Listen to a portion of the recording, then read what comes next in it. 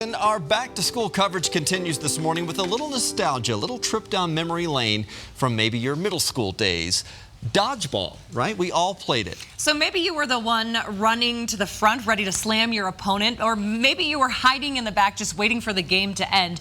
But a recent study called the game a tool of oppression that shouldn't be played in schools. So we are going 360 this morning. Denver 7's Nicole Brady found that there are plenty of opinions on this old school game.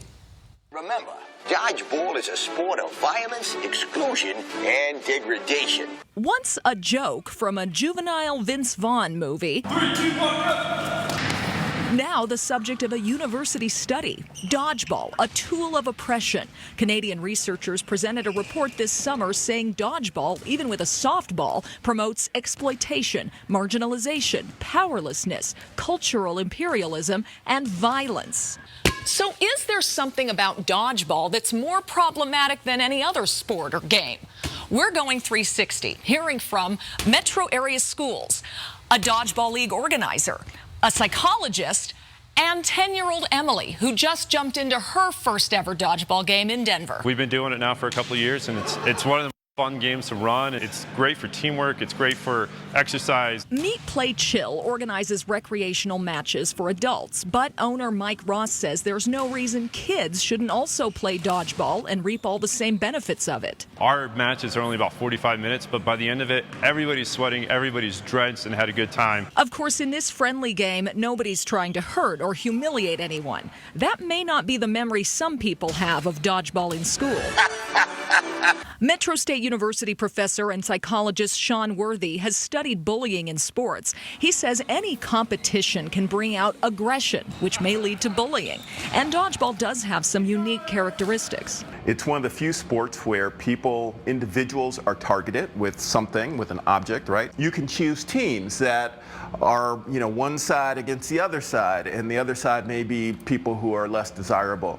And so when you really look at it, it is a sport where some of the elements of bullying can be involved. Everett Middle School PE teacher Brad Hull has another problem with dodgeball, the elimination aspect. And then when they get eliminated, they're just standing there. He wants his students moving. In his classes, they learn the value of physical fitness and positive competition. Instead of your 11-on-11 soccer game, I typically do 3-on-3 or at most 4-on-4. I also implement modified rules, so in order for a student to score, everyone on your team has to get a pass.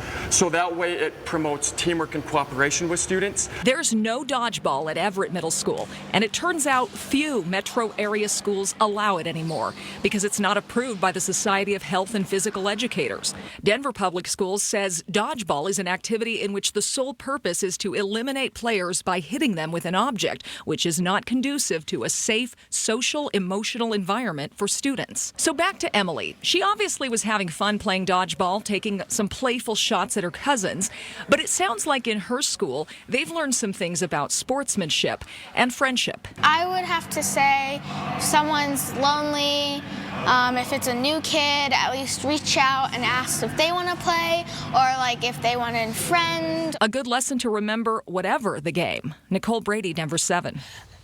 Nice they catch. are really chucking it at each other. Yes. So we have been getting hundreds of comments on the Denver 7 Facebook page since we first posted this story yesterday afternoon. And you can weigh in right now when you head to the Denver 7 Facebook page. Nicole will join us here in about 20 minutes to share some of those comments. You can also share your views by emailing 360@thedenverchannel.com.